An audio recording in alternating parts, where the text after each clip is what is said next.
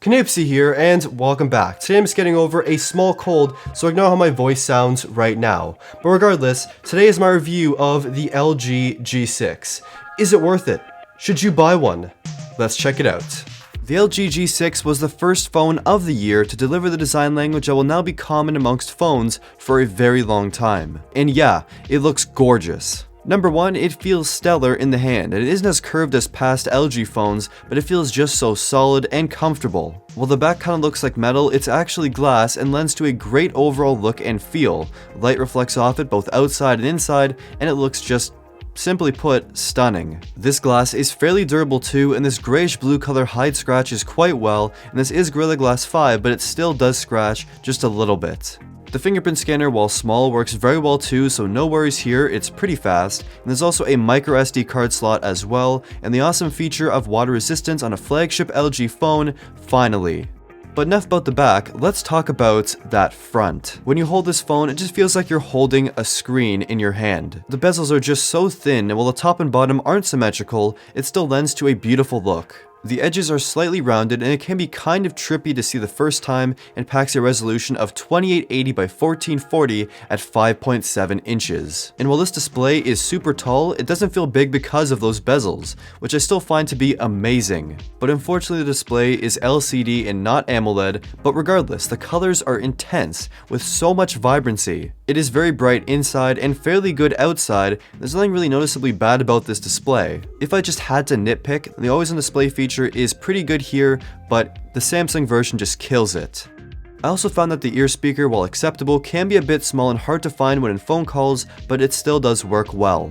And under that beautiful display is a good set of hardware specifications, but not the absolute latest. The G6 has the Snapdragon 821, while the Galaxy S8 has the 835, which is brand new. People say that Samsung bought all of the Snapdragon 835s and left LG with nothing. That's not entirely true, I don't think. There's gotta be some cost-saving measures in there somewhere, but regardless, the performance on the G6 is intense. During all of my usage, I was definitely very impressed. Like, general usage is great, multitasking is great, and gaming is just butter, like, can't get better than this. During all of my personal and pretty intensive usage, I always got a full guaranteed day of battery life. Now you could probably get about a day and a half if you don't use it so much, and a day and a half basically means that you'll have a bit more percent for the next day saved from the first day. You do also have fast charging on this phone with the included charger, and in some regions there's Qi wireless charging, which is great to see finally on a flagship LG phone. Now moving on to software, LG has really improved their software over the last few years. It's on Android 7.0 Nougat right now, and the software looks much better, performs much better, and it's much more tasteful. I still ended up installing a much more stock-like launcher after a few days of usage, but still, this skin is finally acceptable, and great work LG.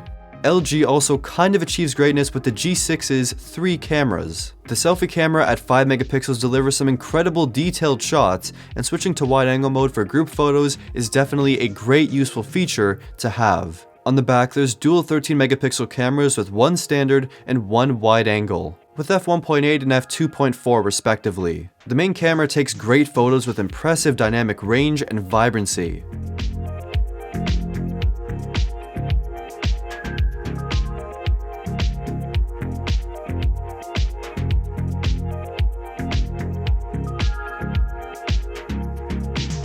Take it indoors and it does well too, and in low light, if you hold still, good shots can be possible.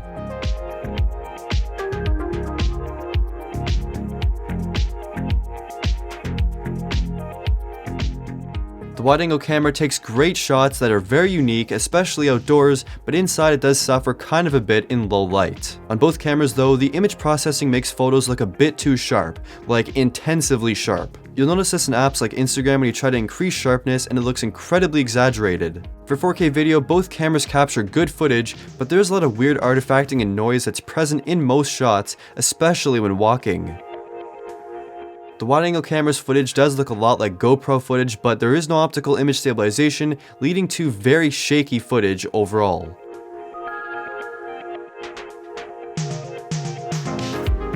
On the standard camera, optical image stabilization does a good job of steadying shots, but when walking, it still does look kind of wobbly. But overall, these cameras are good, and hopefully software updates will fix the few small issues with these cameras, making them much better.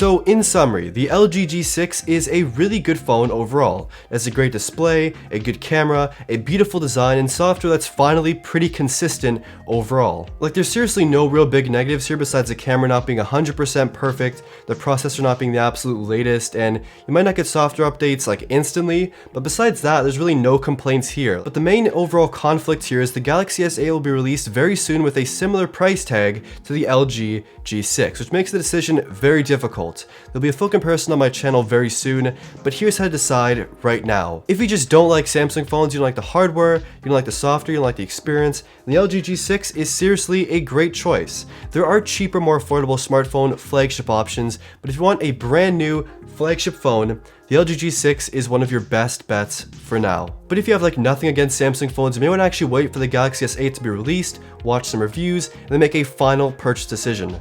Waiting is also a good idea too, because the LG G6 will likely come down in price like most LG phones do after a pretty short period of time. So just wait a little bit longer, and then your final decision will definitely be available. And that's it for this video. Sorry I sound kind of sick throughout this segment. I'm working through it, and nothing will stop me. Like the video, comment down below your thoughts on the LG G6, subscribe, hit that Taco Bell, and thank you for watching.